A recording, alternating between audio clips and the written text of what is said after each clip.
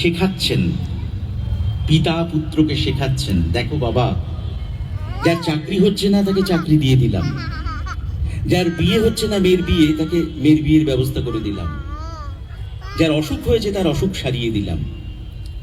এগুলো কিন্তু খুব সহজ, এগুলো করা আমাদের কাজ নয়। তাহলে আমাদের কাজ কি জানো বাবা? ওই যে দুর্বিপাকের মধ্যে পড়ে মানুষটা আত্মবিশ্বাস হারিয়ে ফেলেছে, সে ভাবতে পারছে না আমি নিজে লড়াই করে নিজে জিতে নেব, সেই মানুষটাকে ওই হারানো আত্মবিশ্বাস, ওই হারানো সম্পর্কের বন্ধন আবার ফিরিয়ে দেওয়া আমাদের সাধনা।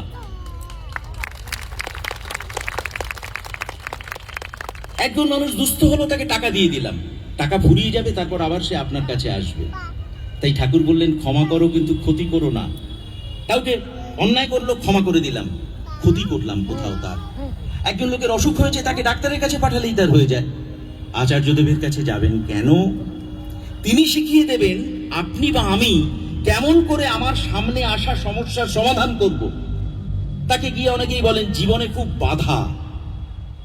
আচার্যদেব বলছেন শুধু তোরই বাধা আছে বুঝলি, আর এখানে যত লোক আছে কারো জীবনে কোনো বাধা নেই।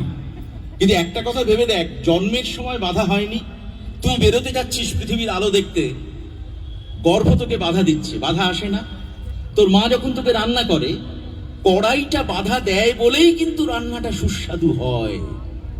তাই বাধাকে বাধ্য করে, নাকে হ্যাঁ করে, ভুলকে ফুল রূপে ফুটিয়ে তুলে জীবনে চলার নাম আসল কথা ধর্ম পালন।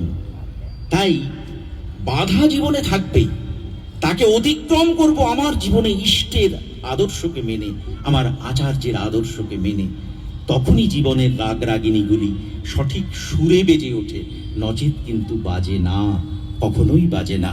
আর আরেকটা জিনিস যেটা হয়, চতুর্দিকে নারীকে অসম্মান করার একটা ট্র্যাডিশন এসে গেছে।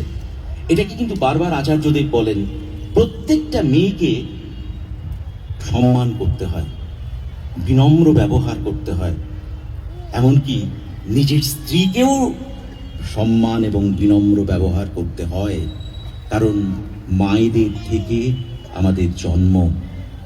ঠাকুর বলছেন মায়েরা যে কি জিনিস, হিমেদপুর থাকতে বুঝেছিলাম।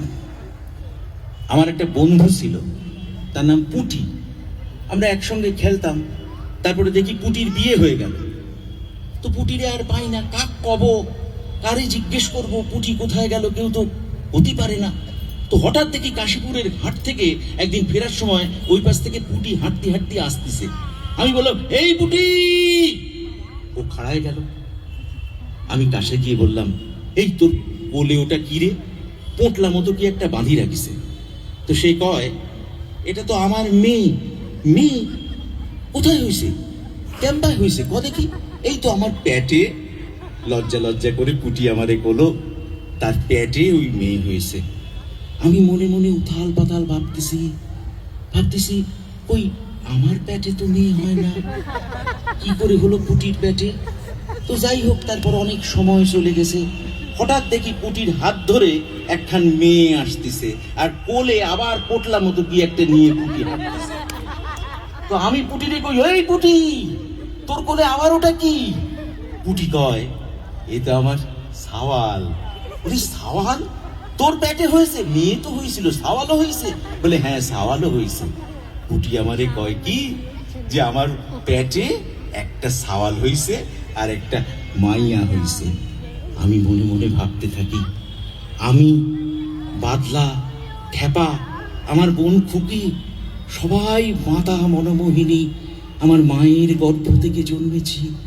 পুঁটির আঁচলের শেষ প্রান্তটুকু দিগন্তে একটু একটু করে মিলিয়ে যাচ্ছে। আমি আমার মুখ, পুঁটির মুখ আর আমার মায়ের মুখ কোথায় যেন একাকার হয়ে যাতিছে। আমি তখন চিৎকার করে বললাম এই পুঁটি। সে বলে আবার কি করবি? দাঁড়া পুঁটি, তোরে সাষ্টাঙ্গে একটা পেন নাম করি, তোরে পেন নাম করি। যার পেটে একই সঙ্গে সাওয়ালও হয় আবার মেয়েও হয়, সেই মায়েরে পেন নাম না করলি চলে। তাই যে সংসারে মায়েদের মর্যাদা নেই, যে সংসারে সমাজে নারীকে সম্মান করা হয় না, যে সংসারে তাদেরকে শ্রদ্ধা করা হয় না, গ্রহদোষ তাদের কাটবে না, শনি সেখানে নাচবেই কি নাচবে।